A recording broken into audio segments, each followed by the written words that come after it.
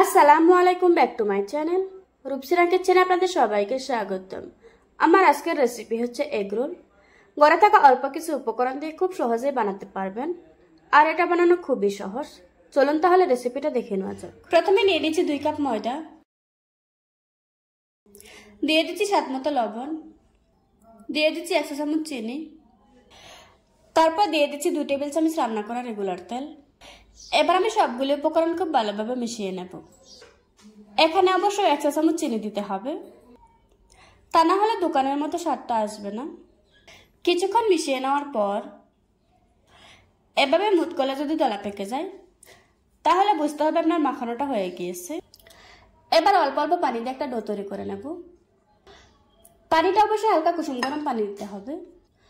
পানিটা একবারে দেওয়া যাবে না, অল্প অল্প দিতে হবে আর মেশাতে হবে। আমার ডোটা তৈরি করা হয়ে গিয়েছে। এখন ডোয়ের উপরে সামান্য একটু তেল লাগিয়ে নিচ্ছি। এখন আমি ঢাকনা দিয়ে ঢেকে 30 মিনিটের জন্য রেস্টে রেখে দেব।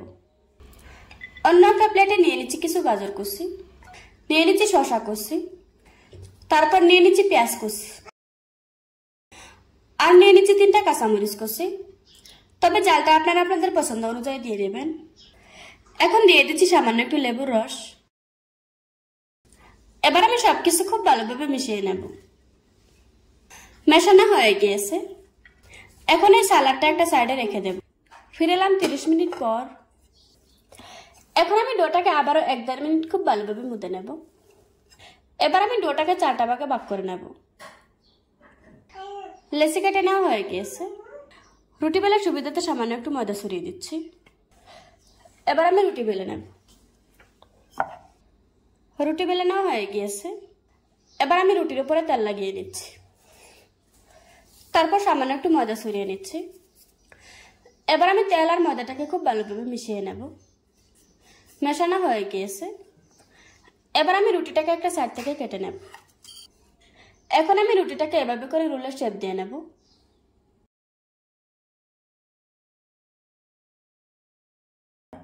রোল করে নেওয়া হয়ে গিয়েছে। এখন আমি ভালোভাবে মুখটা বন্ধ করে দেব। পরোটার লেচি বানানো হয়ে গিয়েছে। এবার আমি পরোটা বেলে নেব। পরোটা বেলে নেওয়া হয়ে গিয়েছে।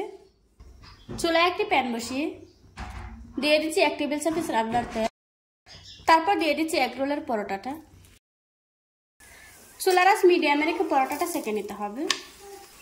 পরোটা যদি কাঁচা থাকে তাহলে কিন্তু এগ রোলটা খেতে ভালো লাগবে না। পরোটাটা সেঁকে নেওয়া হয়ে গিয়েছে। এখন একটা প্লেটে তুলে নেব। একই প্যানে দিয়ে দিচ্ছি 1 টেবিল চামচ তেল। এখানে আমি একটা ডিম সামান্য একটু লবণ দিয়ে খুব ভালোভাবে ফেটিয়ে নিয়েছি। এখন এই ডিমটাও দিয়ে দিচ্ছি।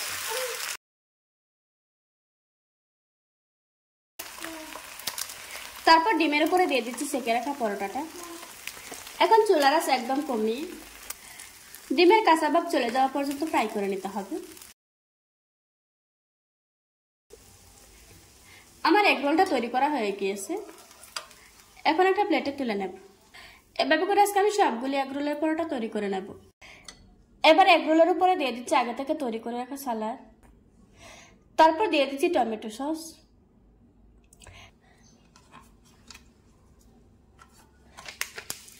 তার জন্য নিচে একটা খাতার কাগজ নিয়েছি। এখন আমি এগ রোলটাকে খুব ভালোভাবে মুড়িয়ে নেব। তারপর এভাবে করে মুখটা বন্ধ করে দেব। তৈরি হয়ে গেল আমাদের এগ রোল। দেখুন বন্ধুরা, আমার এগ রোলগুলি বানানো হয়ে গিয়েছে। আশা করছি আজকের এই সহজ রেসিপিটা আপনাদের কাছে ভালো লাগবে।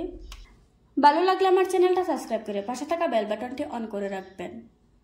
আবারও কথা হচ্ছে নতুন কোনো ভিডিওতে। ততক্ষণ সুস্থ থাকুন, ভালো থাকবেন। আল্লাহ হাফেজ।